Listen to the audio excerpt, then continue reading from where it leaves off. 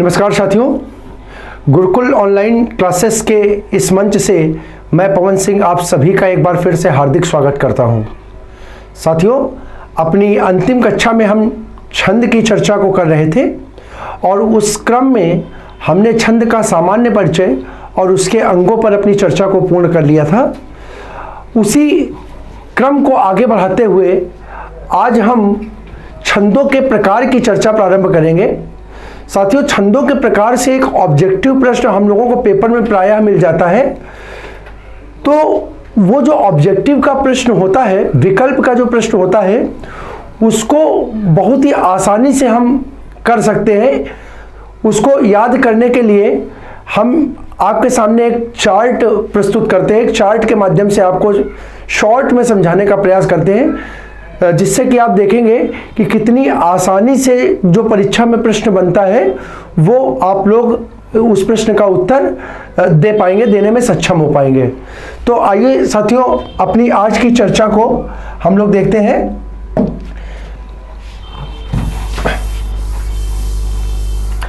हम लोग चर्चा कर रहे थे छंद के प्रकार पे।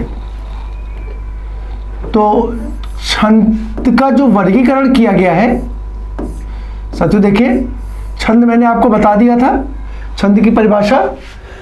तो जब हम छंद का वर्गीकरण देखते हैं तो छंद का जो वर्गीकरण है हमें तीन रूपों में प्राप्त होता है। तीन रूपों में प्राप्त होता है। वो कौन कौन सा है? तो साथियों देखिए कैसा है। एक छंद होता है हमारा मात्रिक छंद, दूसरा होता हमारा वर्णिक छंद,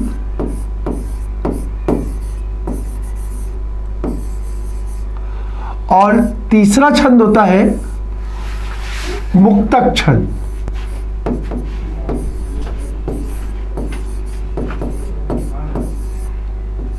मुक्तक छंद।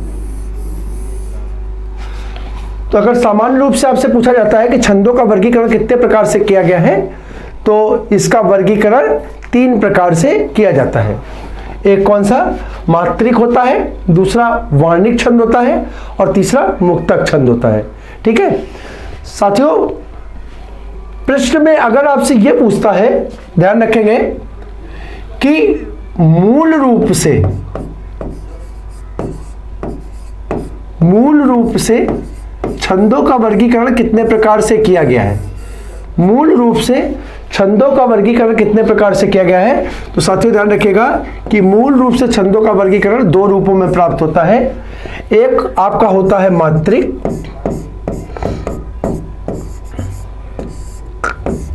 और दूसरा छंद कहलाता है वर्णिक।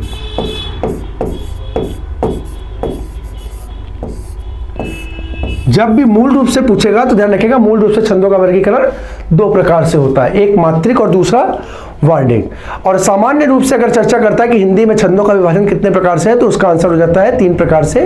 एक मात्रिक छंद, दूसरा वर्णिक छंद और तीसरा मुक्तक छंद। ठीक है, आइए देखते हैं मात्रिक छंद, वर्णिक छंद और मुक्तक छंद क्या होते हैं। ठीक है, तो मात्रिक छंद क्या होता है साथियों? मात्रिक छंद का अर्थ होता है कि जहां पर मात्राओं की गणना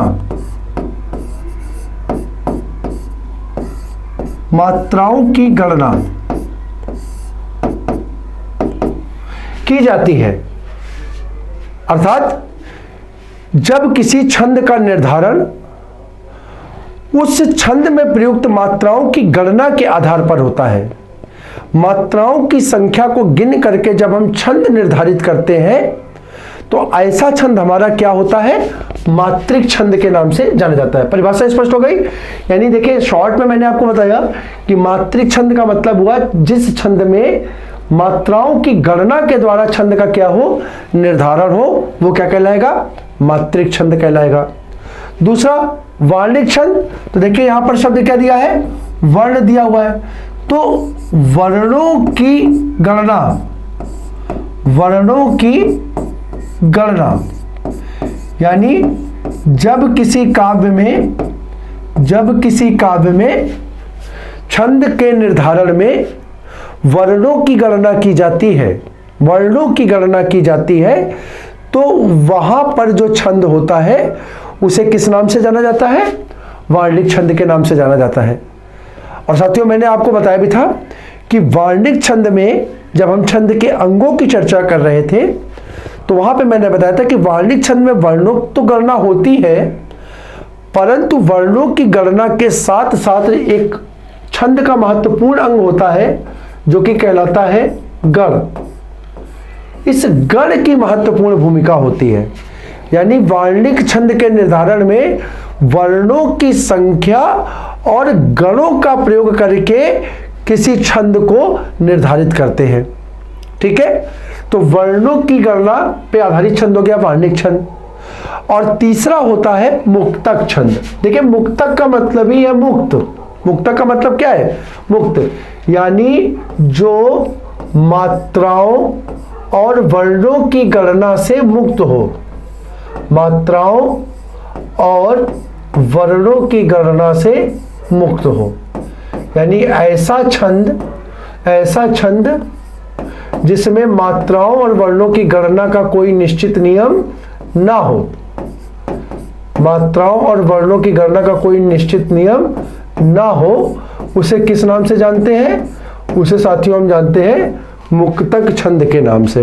किसके नाम से जानते हैं? मुक्तक छंद के नाम से जानते हैं। तो ये तो हो गई इसकी बेसिक परिभाषा है कि मात्राओं की गणना पर आधारित छंद मात्रिक छंद, वर्णों की गणना पर आधारित छंद वार्णिक छंद, और जो मात्राओं और वर्णों की गणना से मुक्त हो, वो कहलाता है मुक्तक छंद। अब यहाँ पर एक प्रश्न और होता है, तो साथियों मुक्तक छंद जो होता है इसका उल्लेख कहीं कहीं आधुनिक छंद के रूप में भी मिलता है, आधुनिक छंद के रूप में भी मिलता है।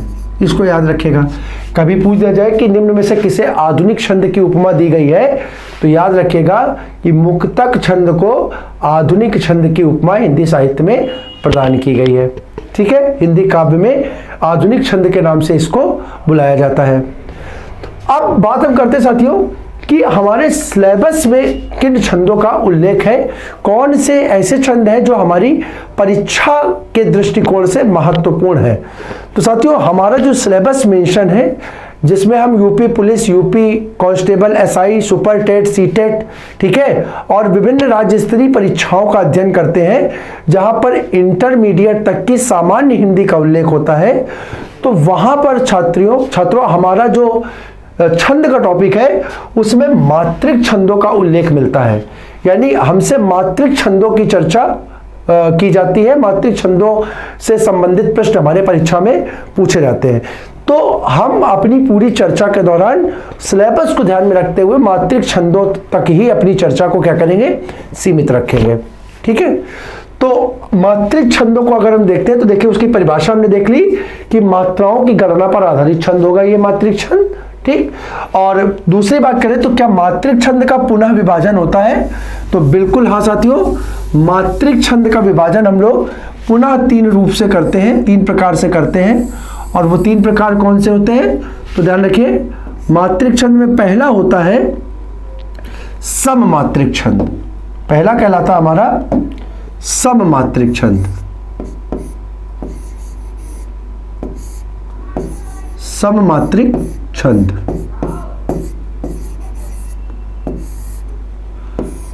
सममात्रिक छंद, ठीक है। दूसरा कहलाता है अर्ध सममात्रिक छंद।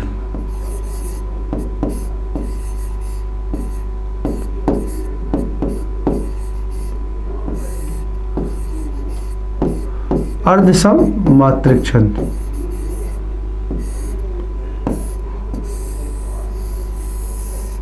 और तीसरा कहलाता है विषम मात्रिक छंद।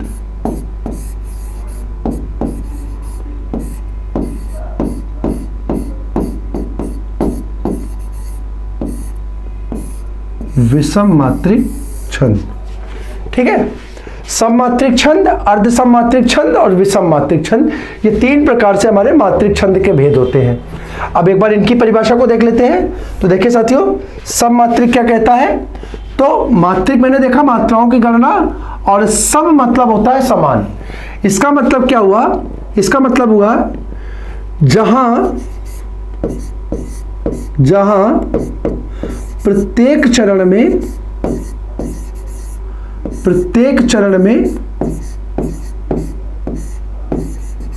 मात्राओं की संख्या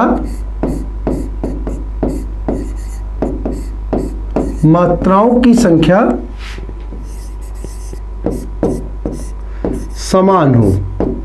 जहां प्रत्येक चरण में मात्राओं की संख्या समान हो वो क्या कहलाता है? सममात्रिक छंद कहलाता है। क्या कहलाता है? सममात्रिक छंद कहलाता है। ठीक है, ऐसा छंद जिसके प्रत्येक चरण में मात्राओं की संख्या समान होती है उसे हम किस नाम से जानते हैं? सममात्रिक छंद के नाम से जानते हैं। दूसरा है हमारा अर्ध सममात्रिक। तो साथियों देखिए, मात्रिक स्पष्ट है, सम मतलब समान, अर्ध मतलब आधा, यानी जिसके आधे चरणों का मतलब क्या हुआ? इसको हम लिख सकते हैं जहां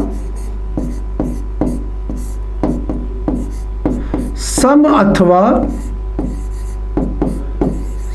अथवा विषम चरणों में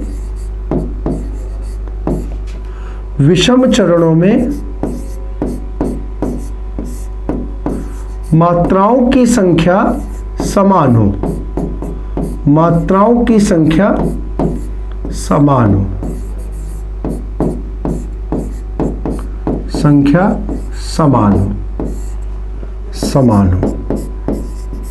ठीक है, सम अथवा विषम चरणों में मात्राओं की संख्या समान हो, उसे किस नाम से जानते हैं? उसे अर्ध सममात्रिक छंद के नाम से जानते हैं। किसके नाम से जानते हैं? अर्ध सममात्रिक छंद के नाम से जानते हैं। ठीक है, अर्ध सममात्रिक छंद के नाम से जानते हैं। और तीसरा हमारा होता है विषम मात्रिक छंद। विषम मात्रिक का मतलब क्या हुआ? सत्य, विषम मात्रिक का मतलब हुआ जहां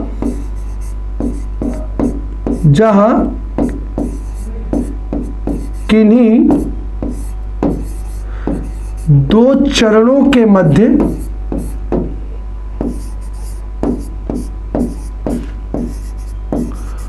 मात्राओं की गणना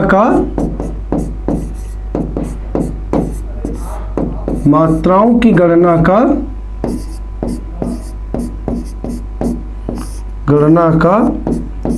कोई निश्चित नियम ना हो। कोई निश्चित नियम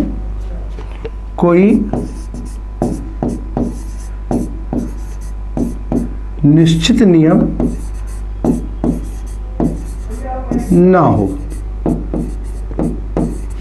कोई निश्चित नियम ना हो, उसे हम किस नाम से जानते हैं? विषम मात्रिक। यानी दो चरणों के मध्य में, ठीक है, कोई विशेष नियम ना फॉलो होता हो, विशेष नियम का पालन ना होता हो, तो ऐसा छंद किस नाम से जाना जाता है साथियों? ऐसे छंद को हम विषम मात्रिक छंद के नाम से जानते हैं। ठीक है, विषम मात्रिक छंद के नाम से जानते हैं। ठीक है,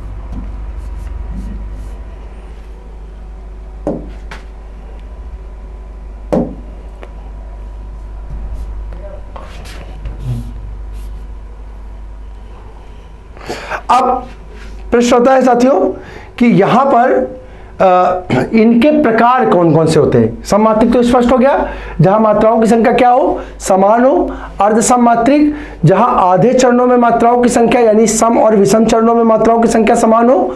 और विषम मात्रिक का मतलब जहां किन्हीं दो चरणों के मध्य मात्राओं की संख्या का कोई निश्चित नियम ना हो, वो क्या कहलाता है? विषम मात्रिक कहलाता है। ठीक है, अब आता है कि इसके अंतर्गत कौन कौन से आते हैं। तो ध्यान रखिए, इसके अंतर्गत जब हम चर्चा करते हैं तो इसके अंतर्गत हम लोग जब हम देखते हैं कि हमारा सममात्रिक छंद, तो सममात्रिक छंद के अंतर्गत हमारे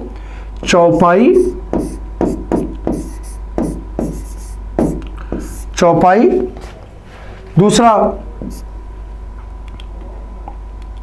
रोला,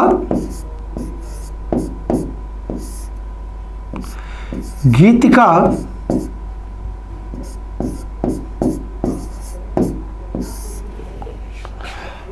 हरिगीतिका,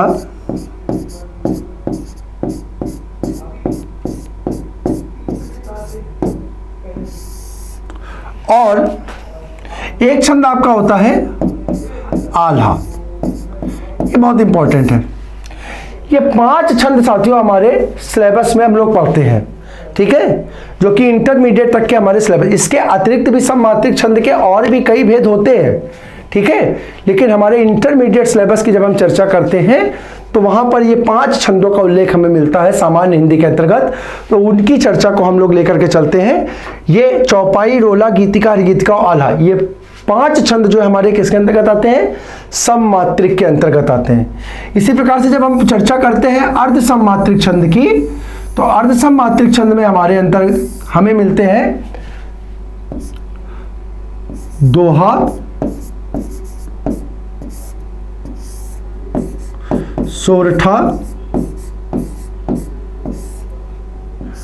बरवै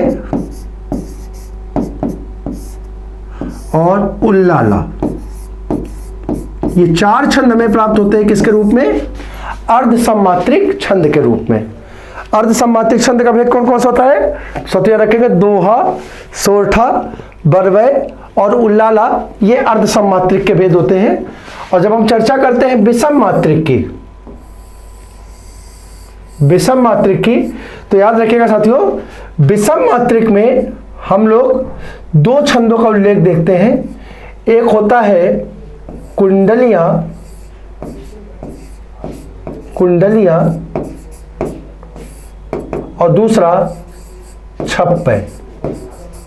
एक कुंडलियां और दूसरा छप्पै। तो इस प्रकार से हमें इन छंदों का अध्ययन करना है जो कि हमारे सिलेबस में है। ये सममात्रिक छंद के भेद चौपाई, रोला, ठीक है, चौपाई, रोला, गीतिका, हरगीतिका, आल्हा। अर्ध सममात्रिक के अंतर्गत दोहा, सोरठा, बरवै, उल्लाला। और विषम मात्रिक के अंतर्गत कुंडलियां और छप्पै, कुंडलियां और छप्पै, ठीक है। तो आइए इन छंदों की चर्चा करते हैं। देखिए, अब जो चीज मैंने बताई कि इस चार्ट, सिर्फ इतनी चीज के माध्यम से आपका, देखिए, परीक्षा में जो प्रश्न आता है वो किस प्रकार से आता है। कई बार परीक्षा में आपसे छंदों को न पूछ करके इसी से प्रश्न पूछ देता है कि दिए गए विकल्पों में से कौन सा सममात्रिक का भेद है, ठीक है। तो उसमें 3 भेद ऐसे देता है जो सममात्रिक से संबंधित नहीं होते, एक विकल्प आपका दे देता है जो सममात्रिक से संबंधित होता है। या पूछ सकता है निम्न में से कौन सा सममात्रिक का भेद नहीं है। तो अब ऐसी कंडीशन में 3 भेद दे देता है सममात्रिक के, और एक हो सकता है आपको विषम मात्रिक का दे दे या अर्ध सममात्रिक का दे दे। तो इस प्रकार से कई बार परीक्षाओं में देखा गया है कि बहुत सरल, मतलब इस चार्ट के माध्यम, जैसे मैं कह रहा हूं कि ये चार्ट ही अगर आपको याद हो तो बहुत आसानी से आप कम से कम कौन सा छंद किसके अंतर्गत आता है इसको बहुत आसानी से बता सकते हैं, बहुत आसानी से बता सकते हैं। तो आइए अपनी आज की चर्चा को प्रारंभ करते हैं अपने पहले छंद के साथ। और हमारा पहला छंद जो है वो है चौपाई छंद, ठीक है। हमारा पहला छंद जो है वो है चौपाई छंद। देखिए, हमने पीछे पढ़ लिया था कि चौपाई छंद किसका भेद होता है? सममात्रिक छंद का भेद होता है। अब देखिए, चौपाई छंद से जो महत्वपूर्ण परिभाषिक बिंदु जो है महत्वपूर्ण, वो क्या है? देखिए, मैंने आपको लास्ट टाइम भी कहा था, जब हम मात्रिक छंद की बात करेंगे तो उस छंद के निर्धारण में भूमिका होगी मात्राओं की महत्वपूर्ण। आप मात्राओं को लगा करके किसी भी पंक्ति में ये पहचान सकते हैं कि वहां पर कौन सा छंद है, ठीक है। देखिए, जैसे हम यहां बात कर रहे हैं कि चौपाई छंद क्या है, तो यहां लिखा वह एक सममात्रिक छंद है, ठीक है। वह एक सममात्रिक छंद है जिसके 4 चरण होते हैं। देखिए, पहला महत्वपूर्ण प्रश्न यहां से मिला, 4 चरण होते हैं। हमेशा साथियों ध्यान रखिएगा, जितने भी छंद प्रयुक्त होते हैं, प्रायः अधिकांश छंद जो होते हैं उनमें 4 चरणों का प्रयोग ही होता है, ठीक है। 4 चरणों का ही प्रयोग होता है, ठीक। तो 4 चरणों के प्रयोग के कारण इस, ठीक है, 4 चरणों के प्रयोग के कारण मैंने पीछे आपको लिखा भी था कि इसीलिए कि जहां पर चरण की परिभाषा जब मैंने बताई थी, चरण में बताया था जहां पर गणना का एक नियम पूरा हो जाए, जहां पर गणना का एक नियम पूरा हो जाए, अथवा दूसरी परिभाषा मैंने ये भी बताई थी कि प्रायः किसी छंद का चतुर्थांश, चतुर्थांश का मतलब चौथाई हिस्सा, चौथाई हिस्से का मतलब हुआ कि चरणों की संख्या कितनी? 4 होगी, तो उससे मिलकर के एक पूरा का पूरा छंद बनेगा। तो पूरे छंद का मतलब हुआ, अगर पूरे छंद 100% है उसके चतुर्थांश की बात कर रहे हैं तो चतुर्थांश मतलब होगा उसका चौथाई भाग, उसे ही हम किस नाम से जानते हैं? चरण के नाम से जानते हैं। किसके नाम से जानते हैं? चरण के नाम से जानते हैं। तो जब हम किसकी बात करते हैं? चौपाई छंद की। प्राय क्वेश्चन पूछ रहे हैं चौपाई छंद में कितने चरण होते हैं? आपसे साथियों महत्वपूर्ण प्रश्न है। जब मैंने बोला कि अधिकांश छंदों के 4 चरण होते हैं तो अब प्रश्न ये उठ जाता है कि सर क्या कोई ऐसा भी छंद होता है जिसके 4 चरण नहीं होते? तो हाँ साथियों, विषम मात्रिक जो अभी हमने पीछे लिखवाया, विषम मात्रिक छंद जिसके 2 भेद कौन कौन से हैं? एक भेद है उसका कुंडलियां और दूसरा भेद बताया मैंने छप्पे। ध्यान रखिएगा, इन विषम मात्रिक छंदों के 4 चरण नहीं बल्कि 6 चरण होते हैं। कितने चरण होते हैं? 6 चरण होते हैं। ठीक है, तो अब यहां पे हम देखते हैं, तो मैंने बोला इसके कितने चरण होते हैं? 4 चरण होते हैं तथा प्रत्येक चरण में 16 मात्राओं का प्रयोग होता है। अब ये महत्वपूर्ण है, इस चीज को बस आप अंडरलाइन कर लीजिए। यानी चौपाई छंद जो है, यहां पर चौपाई छंद, तो 2 चीजें आपको मिल गई कि इसके कितने चरण? 4 चरण, 4 चरण, और प्रत्येक चरण में कितनी मात्राएं? 16 मात्राएं। प्रत्येक चरण में कितनी मात्राएं? 16 मात्राओं का प्रयोग होता है, और इसके मेल से जो छंद बनता है वो कितने, कौन सा बनता है? चौपाई छंद बनता है। ठीक है, अब इसके अंत में जगड़, देखिए मैंने आपको लास्ट अंत पे बताया था, मैंने सूत्र के माध्यम से गणों की संख्या बता दी थी और बता दिया था कि कौन सा गण किस प्रकार से बनता है। तो जब मैंने यमाता राज भन्न सलगा का सूत्र आपके सामने रखा था तो वहां पर बता दिया था कि जगड़ तगड़ मगड़ रगड़ जगड़ सगड़ नगड़ भगड़। ठीक है, ये जो है हमारे, ये गणों के अंतर्गत आते हैं। किसके अंतर्गत आते हैं? गणों के अंतर्गत आते हैं। और गणों का प्रयोग मुख्य रूप से किसमें होता है? वार्णिक छंद में होता है। तो ये वार्णिक छंदों का भाग है। किसका भाग है? वार्णिक छंदों का ये भाग है, तो उसको फिलहाल हम यहां पर रोक देते हैं। ठीक है, हम सिर्फ उसी की चर्चा करेंगे जो कि हमारे मात्रिक छंद के दृष्टिकोण से महत्वपूर्ण होगा।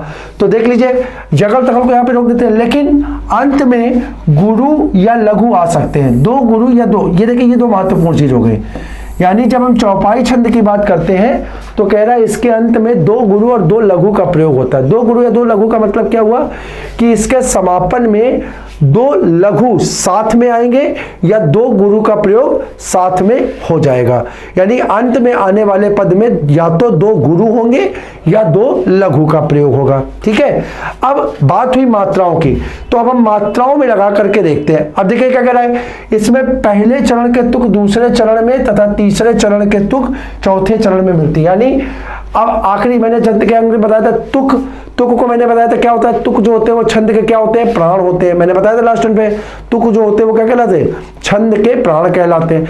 अब अगर छंद के प्राण होते हैं तो यहां पर क्या बता रहा है कि चौपाई छंद में जो तुक मिलता है वो क्या मिलता है? पहले दूसरे और तीसरे चरण में तुक प्राप्त होता है। पहले दूसरे और तथा तीसरे चौथे चरण में तुक प्राप्त होता है। अब देखिए किस प्रकार से, तो देखिए जैसे मैं बता रहा हूं, यहां पर देखिए बंदव गुरुपद पदम परागा, ये आपका क्या हुआ? देखिए ये आपका एक चरण हो गया, एक, ये आपका दूसरा चरण हो गया, ये आपका तीसरा चरण हो गया और ये आपका चौथा चरण हो गया। ठीक है, यहां से देखिए स्पष्ट होगा आपको कि आपके 4 चरण हो गए, 4 चरण हो गए। अब बात आई मात्रा लगाने की, तो मात्रा मैंने आपको लास्ट टर्न पे लगा करके बताया था, उसी का इंप्लीमेंटेशन हम करते हैं। देखिए मात्राएं लगाते हैं, तो देखिए आप लोग भी अपने स्तर पर मात्रा लगाने का प्रयास करें। तो यहां मात्राएं हुई 2 3 4 5 6 7 8 9 10 11 12 13 14 15 16। तो देखिए ये एक चरण में मात्राएं आप काउंट कर लीजिएगा तो यहां 16 मात्राएं मिलेंगी। ठीक है, यानी एक चरण में 16, दूसरे में देखिए तो मात्राएं 1 2 3 4 5 6 7 8 9 10 11 12 13 14 15 16। ठीक है, इसी प्रकार से कुछ नहीं करना, देखिए बहुत आसानी से हमने बताया चौपाई छंद में आपको क्या रखना है, प्रत्येक चरण में 16 मात्राएं। अब एग्जाम्पल आपके सामने कोई भी हो, बस आपको मात्रा लगानी आनी चाहिए। अगर आप मात्रा लगा पा रहे हो तो बहुत आसानी से छंद का निर्धारण कर लोगे। देखिए नेक्स्ट अगर हम चर्चा करें तो यहां पे देखिए 1 2 3, ठीक है, 4 5 6 7 8 9 10 11 12 13 14 15 16। ठीक है, नेक्स्ट 1 2 3 4 5 6 7 8। ठीक है, नेक्स्ट 9 10 11 12 13 14 15 16। ठीक है, देखिए चारों चरण में 16 मात्राएं, चारों चरण में 16, यानी प्रत्येक चरण में 16 मात्राओं का प्रयोग होता है। इस कारण से छंद कौन सा बन जाता है? चौपाई छंद बन जाता है। कौन सा छंद बन जाता है? चौपाई छंद बन जाता है। तो आसानी से मुझे पूरा उम्मीद है कि आपको स्पष्ट हो गया होगा। आपने सिर्फ क्या करना है? आपने सिर्फ मात्राएं लगानी है, मात्राएं लगानी है और मात्राओं की गणना, जहां पर मात्राओं की गणना का एक नियम पूरा, उस चरण में मात्राओं की संख्या को क्या करना है? काउंट कर लेना है। मात्राओं की संख्या को क्या करना है? काउंट कर लेना, और काउंट करते ही आप बता देंगे कि आपका अगर 16 मात्राएं और रहेंगी तो छंद कौन सा हो जाएगा? चौपाई छंद हो जाएगा, चौपाई छंद हो जाएगा। स्पष्ट है? यह क्या बना आपका?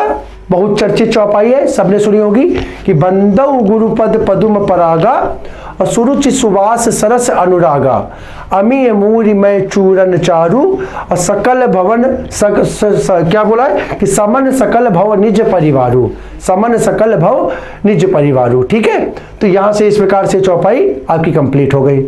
दूसरा छंद हम लोग देखते हैं सममात्रिक छंद का। दूसरा छंद हमारा है गीतिका छंद। ठीक है, साथियों देखिए गीतिका छंद क्या कह रहा है कि यह कैसा है? हम लिख चुके हैं, यह एक सममात्रिक छंद है जिसके प्रत्येक चरण में कितनी, बस आपको यह याद रखना है, कितनी मात्राएं?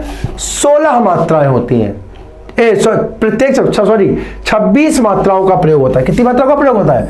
26 मात्राओं का प्रयोग होता है। कैसा छंद है ये? पहली बात तो छंद है सममात्रिक। कैसा छंद है? सममात्रिक। और प्रत्येक चरण में कितनी? 26 मात्राओं का प्रयोग। अब देखिए यहां पर एक चीज जैसे गायब है। अगर पूछे कि गीत का छंद में कितने चरण होते हैं तो साथियों यहां पर भी 4 चरण होते हैं। अब कई बार क्या होता है ना, देखिए कई बार चारों चरण नहीं दिए होते हैं, एक पंक्ति लिख देता है और पूछता है दी गई पंक्ति में कौन सा छंद है। तो एक पंक्ति में यदि 26 मात्राएं हैं और बोल रहा छंद क्या बोल रहा है कि गीतिका छंद जिसके प्रत्येक चरण में 26 मात्राएं होती हैं, तो अगर एक में 26 है तो आने वाले चरणों में भी कितनी होंगी? 26 मात्राएं होंगी, 26 मात्राएं, क्योंकि एक ऐसा छंद है सममात्रिक छंद है। कैसा छंद है? सममात्रिक छंद है।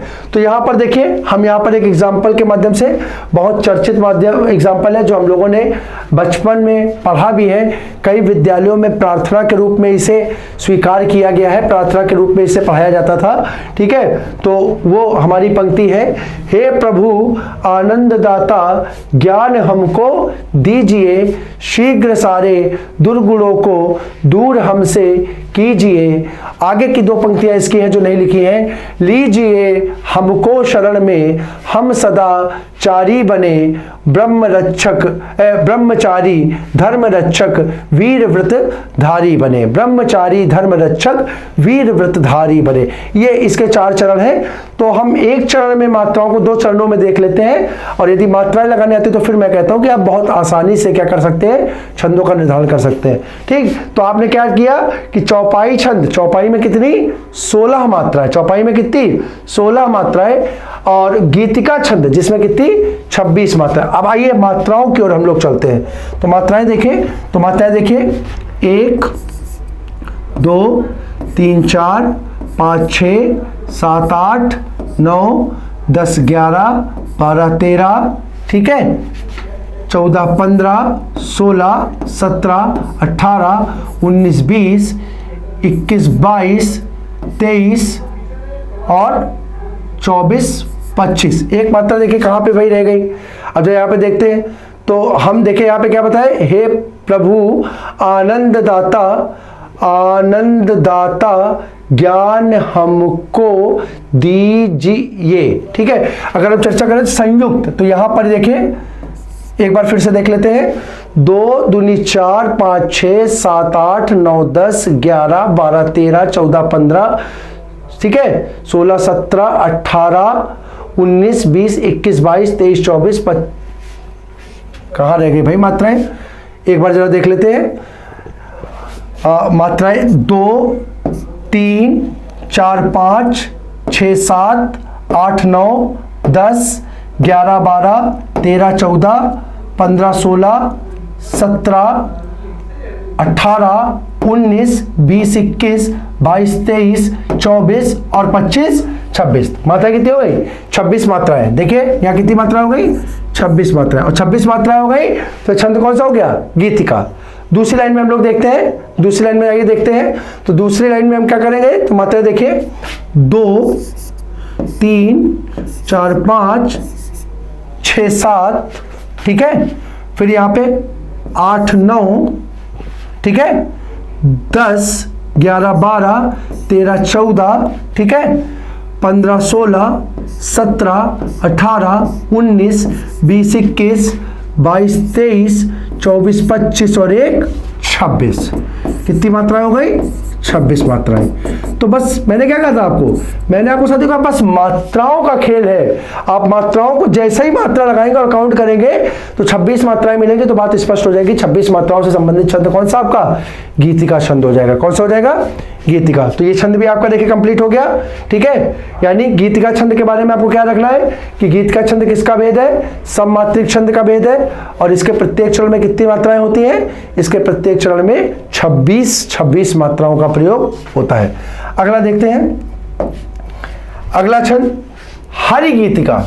अब साथियों देखिए, हरि गीतिका की अगर हम बात करें तो गीतिका में हरि शब्द जुड़ा और इससे हरि शब्द की अगर हम मात्रा देखें तो 2 मात्राएं इसमें लगी, 2 मात्राएं इसमें लगी। और गीतिका में कितनी थी? 26। गीतिका में कितनी थी? 26। तो इस प्रकार से अगर मात्राओं की बात करें तो हर गीतिका छंद के प्रत्येक चरण में कितनी मात्रा हो जाएंगी? 28 मात्रा हो जाएंगी। बस इसी को आपको ध्यान रखना है, ठीक है। यानी बात स्पष्ट हो गई कि हरिगीतिका छंद क्या? तो हरिगीतिका छंद कैसा होगा? तो हरिगीतिका छंद फिर से सममात्रिक छंद। सममात्रिक छंद। चरण कितने? 4 चरण। चरण कितने? 4 चरण। और प्रत्येक चरण में मात्राएं कितनी? 28 मात्राएं। कितनी मात्राएं? 28 मात्राएं। अब कुछ इसके पॉइंट है वो भी देख लीजिए। तो इसमें 16 और 12 मात्राओं पर यति होती है। जब 28 मात्राओं की बात करते हैं ना, एक चरण की बात करते हैं, एक चरण, तो उस चरण में यति जो मिलती है वो 16 और 12 पर मिलती है, ठीक है। एक चीज ये। दूसरा, इसके अंत में लघु और गुरु का प्रयोग होता है। जैसे हमने बताया था ना कि चौपाई छंद जो होता है तो अंत में लघु अथवा गुरु का प्रयोग होता है। इसी प्रकार से यहाँ पर इसमें या तो लघु या फिर गुरु का प्रयोग अंत में होगा। लघु का प्रयोग होगा या फिर गुरु का प्रयोग होगा। आइए देखते हैं उदाहरण के माध्यम से। जैसे हमारे सामने एग्जाम्पल है, कहती हुई यूं उत्तरा के नेत्र जल से भर गए। कहती हुई यूं उत्तरा के नेत्र जल से भर गए, हिम के कणों से पूर्ण मानो हो गए पंकज नए। हिम के कणों से पूर्ण मानो हो गए पंकज। अब इस पंक्ति को अगर मान लीजिए आपके सामने सिर्फ इतनी पंक्ति आ जाए, आपसे पूछते कहती हुई यूं उत्तरा के नेत्र जल से भर गए, इसमें कौन सा छंद है और 4 विकल्प दिए हों, तो आपको याद करने की आवश्यकता नहीं है। आपने क्या करना है, सिर्फ इस पे जाना है और मात्राओं को लगाना है। और मात्राएं लगाइए।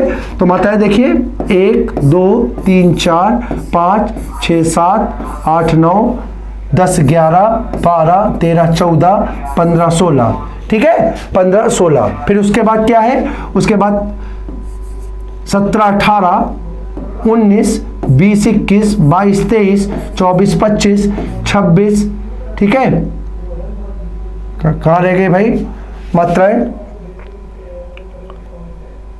1, 2, 3, 4, 5, 6, 7, 8, 9, 10, 11, 12, 13, 14, 15, ठीक है। 14, 15, 16, 17, 18, 19, 20, 21, 22, 23, 24, 25, 26, 27 और ये हो गई 28। थोड़ा सा कैलकुलेशन में गलती हो गई थी, गिनने में मात्राएं ठीक थी। तो ये आप काउंट करोगे तो फिर से आप एक बार काउंट कर लीजिए, तो यहाँ पे 28 मात्राएं आपको मिल जाएंगी, ठीक है। दूसरी लाइन में देखते हैं। और अगर 28 मात्राएं, फिर से देखिए, अगर 28 मात्राएं मिल गई तो जाहिर सी बात है कि आपका छंद कौन सा हो जाएगा? हरिगीतिका छंद हो जाएगा। कौन सा छंद हो जाएगा? हरिगीतिका छंद हो जाएगा। इसी प्रकार से इसमें लगाते हैं। तो देखते हैं, देखिए चर्चा करते हैं। 1, 2, 3, 4, 5, 6, 7, 8, 9, 10, 11, 12, 13, 14, 15, 16, ठीक है। 17, 18, 19, 20, 21, 22, 23, 24, कहाँ रह गई भाई? ठीक है, एक बार फिर से देखें, मात्राएं कहीं काउंट होने में गलती तो नहीं हो गई।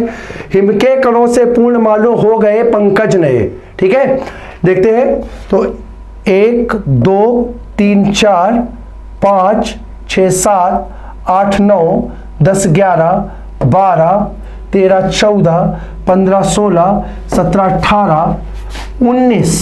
हाँ ये देखिए 19 के बाद ये ए 19 20 21 22 23 24 25 26 और 2 28। ठीक है, ये क्या हो गए 28। ठीक है, यहाँ पे कितने हो गए 28 मात्रा हो गई। कितनी मात्रा हो गई 28 मात्राएं हो गई। ठीक है, 28 मात्रा हो गई। तो इस प्रकार से यहाँ भी मात्राएं कितनी हो जाएंगी 28 हो जाएंगी। एक बार ऊपर वाली पंक्ति में फिर से देख लेते हैं, एक बार ऊपर वाली पंक्ति में फिर से देख लेते हैं मात्राएं। ठीक है, एक बार फिर से लगा लेते हैं तो 1 2 3 4 5 6 7 8 9। ठीक है, अब याद करें यहाँ पे तो ये क्या हो गया 8 9 1 10 11 12 13। ठीक है, 14 15 यहां पर 2 मात्रा हो जाएंगी। कहती हुई उत्तरा के यति। ठीक है, अब देखिए यहां पे कई लोगों को मैं फिर से बता दे रहा हूं, जरा देखिएगा इस उत्तरा शब्द में देखिए मात्राएं कैसे लगेंगी। इस उत्तरा शब्द को देखिएगा, यहां पर कई लोग इसको ऊ को देख करके मात्रा 1 करेंगे। ठीक है, लेकिन ध्यान रखिए मैंने आपको लास्ट में जब मात्राएं लगाने का तरीका बताया था तो वहां पर मैंने आपको एक बात स्पष्ट कर दी थी कि जब मात्राओं का प्रयोग हम करते हैं तो यदि कोई संयुक्त वर्ण होता है तो उसकी मात्रा 1 होती है। संयुक्त वर्ण की मात्रा कितनी होती है 1 होती है। लेकिन उसके पहले अगर कोई लघु आया है, कोई लघु आया तो उसको हम किस में परिवर्तित कर देते हैं दीर्घ में परिवर्तित कर देते हैं। तो ध्यान रखिएगा उत्तरा की जो मात्रा है, उत्तरा में ये देखिए ये संयुक्त का प्रयोग हुआ है तो इसकी मात्रा तो 1 होगी, लेकिन इसके पहले अगर लघु है तो उसकी मात्रा 1 ना होकर के 2 हो जाएगी। तो यहां पर ये उत्तरा की मात्रा कितनी हो जाएगी 2। ठीक है, इसकी मात्रा कितनी हो गई 2। अब यहां पर देखिए तो 2 3 4 5 6 7 8 9। ठीक है, 10 11 12। अब टोटल काउंट कर लीजिए तो 1 2 3 4 5 6 7 8 9 10 11 12 13 14 15 16 17 18 19 20 21 22 23 24 25 26 और 2 28। कितनी हो गए 2 28 मात्रा हो गई। तो देखिए यहां पर यही लिखा था कि इसमें यति कहां मिलती है 16 और 12 मात्राओं पर क्या मिलती है यति मिलती है। तो इस प्रकार से इसकी कितनी 28 मात्राएं आपकी हो गई। कितनी हो गई 28। और प्रत्येक क्षण में अगर 28 मात्राएं हो गई तो छंद आपका कौन सा हो जाएगा हरिगीतिका छंद हो जाएगा। कौन सा छंद हो जाएगा हरिगीतिका छंद हो जाएगा। इस प्रकार से बात स्पष्ट हो गई। आइए अगले छंद की ओर हम लोग चर्चा करते हैं। हमारा अगला छंद है रोला। हमारा अगला छंद क्या है रोला। तो रोला क्या कह रहा है देखिए यह सममात्रिक छंद है। कैसा छंद है सममात्रिक छंद है जिसके प्रत्येक चरण में कितनी मात्राएं 24 मात्राओं का प्रयोग होता है। ठीक है, सममात्रिक और प्रत्येक चरण में कितनी 24 मात्राएं 24 मात्राओं का प्रयोग होता है। ठीक है, प्रत्येक चरण में 11-13 मात्राओं पर यति का प्रयोग होता है, यानी 24 में यति जो मिलेगी वो क्या 11-13। इसके प्रत्येक चरण के अंत में 2 लघु या 2 गुरु वर्ण आते हैं। प्रत्येक चरण के अंत में 2 लघु या 2 गुरु वर्ण आते हैं। सबसे महत्वपूर्ण प्रश्न साथियों जो है इसका वो बनता है इसे काव्य छंद भी कहते हैं। इसे काव्य छंद भी। काव्य छंद अब परीक्षा में कई बार पूछा जाता है कि किस छंद को काव्य छंद की उपमा दी गई है, तो याद रखिएगा रोला छंद को काव्य छंद की उपमा दी गई है। हमने क्या बताया कि इसके प्रत्येक चरण में आपको कितनी मात्राएं काउंट करनी है 24 मात्राएं काउंट करनी है। तो 24 मात्राएं आप लोग देखेंगे। आइए हम लोग देखते हैं। तो इसका एग्जाम्पल दिया है नित लवलीला ललित ठानी गोलोक अजिर में। ठीक है, नित नवलीला ललित ठान गोलोक अजिर में रमद राधिका संग रास रस रंग रुचिर में। ठीक है, अब इसमें मात्राओं का प्रयोग हम करते हैं। तो देखिए मात्राएं लगाते हैं। मात्राएं क्या हो जाएंगी 1 2 3 4 5 6 7 8 9 10 11 12 13 14 15 16 17 18 19 20 21 22 और 2 24। कितनी मात्राएं हो गई साथियों? 24। कितनी मात्राएं? 24 मात्राएं। ठीक है। और फिर बात करें तो नेक्स्ट पंक्ति में देखते हैं, तो रमत राधिका संग रास रस रंग रुचिर में अगर बात करें तो देखिए 1 2 3 4 5 6 7 8 9 10 11 12 13 14 15 16 17 18 19 20 21। ठीक है, एक मिनट, ये हो गई 20 21 22 23 24। यहां भी कितनी हो गई? 24 मात्राएं हो गई। कितनी हो गई? 24 मात्राएं हो गई। ठीक है साथियों, कई लोगों के मन में दिक्कत होती है कि सर यहां पर जो शब्द इस तरीके से लिखा है, एक शब्द इस प्रकार से होता है और एक शब्द इस प्रकार से होता है, तो किसमें दो मात्राओं का प्रयोग हो और किसमें एक मात्रा का होता है। ध्यान रखिएगा साथियों, जो ये ऊ का प्रयोग होता है, ठीक है, तो ये दीर्घ ऊ होता है जिसकी मात्रा कितनी? 2 काउंट की जाती है। और जो ये ऊ होता है, ये ऊ जो इस प्रकार से प्रयोग होता है, इसकी मात्रा, इसको क्या बोलते हैं? इसको लघु ऊ बोलते हैं। इसको लघु ऊ बोलते हैं, जिसकी मात्रा कितनी काउंट की जाती है? 1 काउंट की जाती है। देखिए यहां पर कहीं भी देखिए इस तरीके का है, ये जो शब्द मिला है, अगर इस प्रकार का कोई शब्द होगा तो यहां पर मात्रा कितनी काउंट होगी? 1 काउंट होगी। और अगर यहीं पर यह शब्द दिया होता ये, ठीक है, जैसे एक शब्द हम लोग पढ़ते हैं रूमी, है, बहुत बड़े एक इतिहास सूफी संत हुए हैं हसन रूमी। ठीक है, तो अगर उनकी बात करेंगे तो यहां पे देखिए ये जो वर्ड हो जाएगा, यहां पर ये दीर्घ का प्रयोग होगा तो मात्रा कितनी हो जाएगी? 2 दूनी 4। ठीक है, तो इस प्रकार से आपका काव्य छंद भी हो गया। काव्य छंद कौन सा कितना हो गया आपका? 24 मात्राएं। काव्य छंद का मतलब कौन सा हो गया आपका? रोला छंद। प्रत्येक छंद में कितनी मात्राएं? 24 मात्राएं। ठीक है, तो इस प्रकार से आप देखिए, देख पा रहे हैं कि कोई भी पंक्ति आपके सामने लिखी हो, कोई भी पंक्ति आपके सामने लिखी हो, बहुत आसानी से आप सिर्फ क्या करो, उसमें मात्राएं लगाओ और उसकी गणना कर लो। तो इस प्रकार से देखिए हमने 4 छंदों की चर्चा कर ली, रोला छंद के 4 छंद। 5वां छंद हमारा जो है आल्हा छंद है। 5वां छंद जो है हमारा आल्हा छंद है। आइए उसको हम लोग देखते हैं, आल्हा छंद हमारा क्या होता है। तो आल्हा छंद की चर्चा हम लोग करते हैं।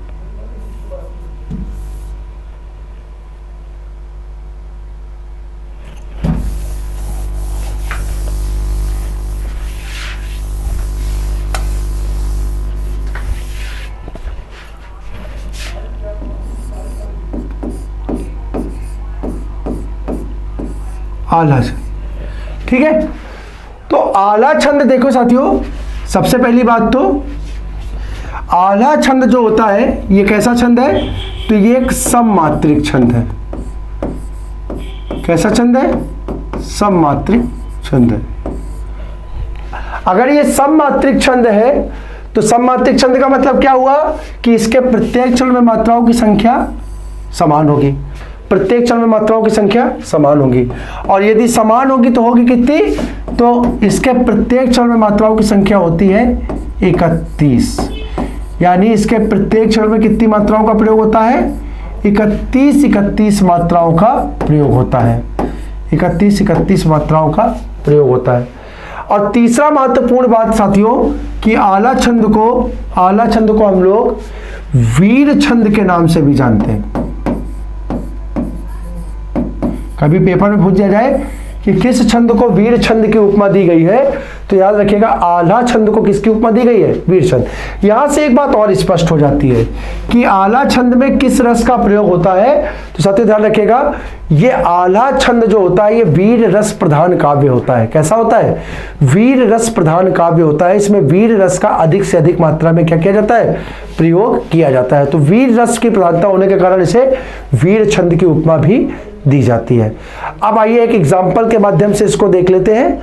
तो एक बहुत चर्चित कोई भी एग्जाम्पल जो कि आल्हा का है, बहुत ढेर सारे हैं, तो एक एग्जाम्पल हम उसमें से ले लेते हैं। जगनिक के परमाल खंड का एक एग्जाम्पल है बहुत चर्चित, उस एग्जाम्पल के माध्यम से हम आपके सामने उपस्थित होते हैं। वो एग्जाम्पल क्या कहता है? देखिए वो कहता है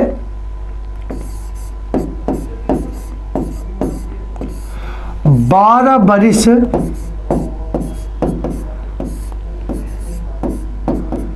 ले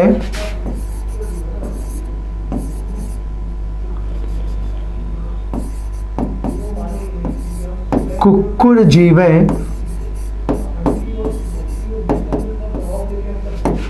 और 13 ले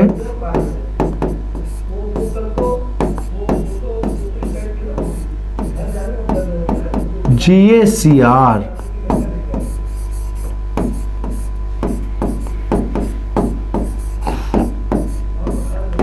अगर इसकी हम बात करें तो देखिए एक पंक्ति है 12 जगनी की परिमाण खंड जो कविता है, ठीक है, परिमाण खंड जो उसकी रचना है उसका जो आल खंड भाग है, आल खंड भाग की ये पंक्ति है कि 12 बरस ले कुक्कर जीवे और 13 ले जिए सियार। अब इस पे देखिए सीधे से हम मात्राओं का प्रयोग करके देखते हैं। तो देखिए मात्रा देखिए लगाइए 2 3 4 5 6 7 8 9, ठीक है, 10 11 12 13, ठीक है,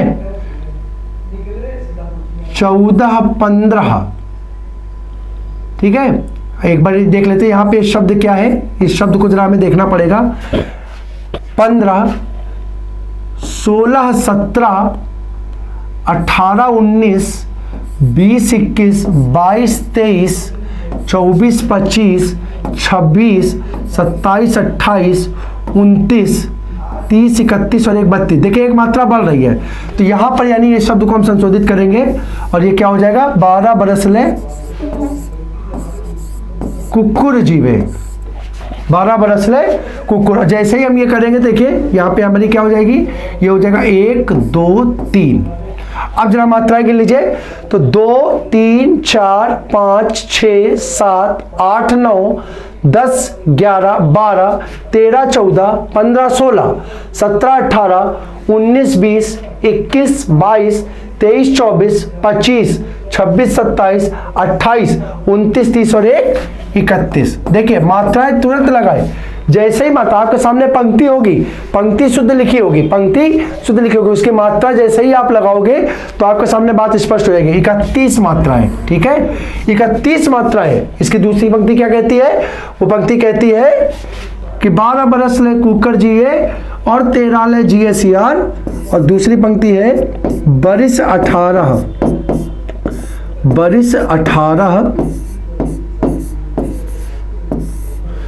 छत्री जीवे, छत्री जीवे आगे जीवन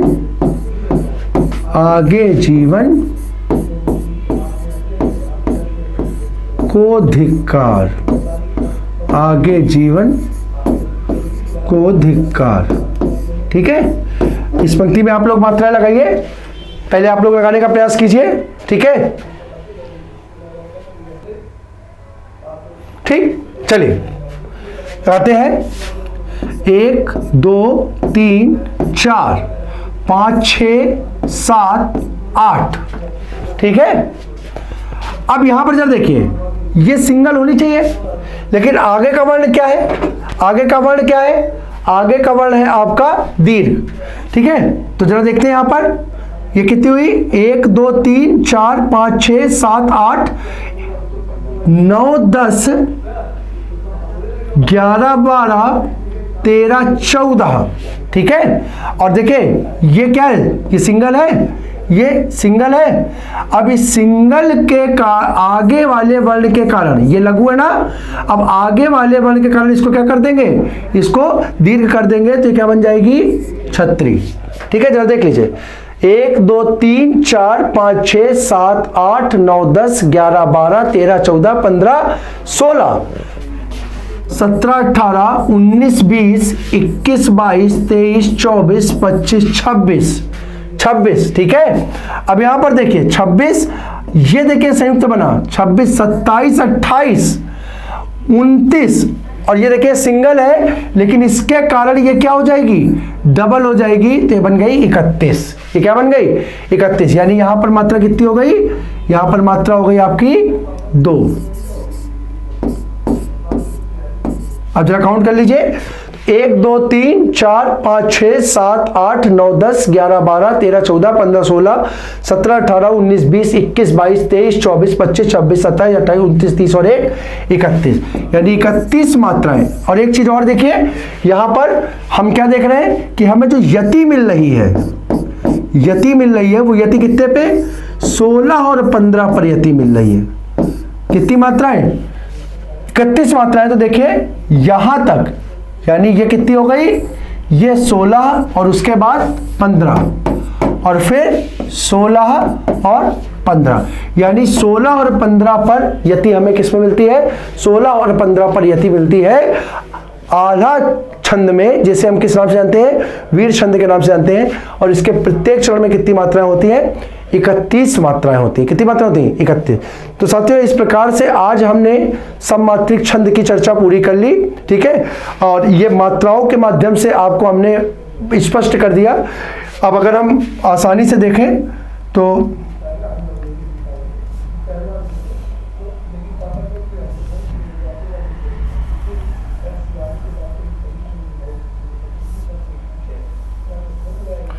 अगर हम बात करें तो देखें यहाँ पर एक चीज़ बहुत स्पष्ट हो गई कि हमने सममात्रिक छंद जो पढ़े, सममात्रिक छंद जो पढ़े उसमें क्या क्या पढ़ा। तो हमने सममात्रिक छंद में देखा,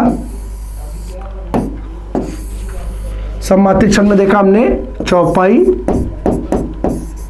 चौपाई छंद में यानी कितनी मात्राएं, तो 16 16। दूसरा हमने देखा रोला, रोला में कितनी मात्राएं, तो प्रत्येक चरण में 24 24। तीसरा हमने देखा हरि गीतिका, गीतिका, गीतिका में 26। नेक्स्ट देखा हमने हरि गीतिका, हरि गीतिका, हरि गीतिका में 28। और अंतिम देखा हमने, अंतिम देखा हमने आल्हा,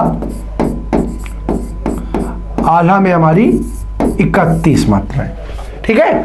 तो बस इतनी सी चीज आपको याद रखनी है और मात्राओं की प्रैक्टिस हम आपको लगातार कराई रहे। आगे भी जो अर्ध सममात्रिक और विषम मात्रिक छंद के भेद की हम चर्चा करेंगे, उसको भी हम मात्राओं के माध्यम से समझने का प्रयास करेंगे। तो साथियों आज की अपनी चर्चा को हम यहीं पर विराम देते हैं।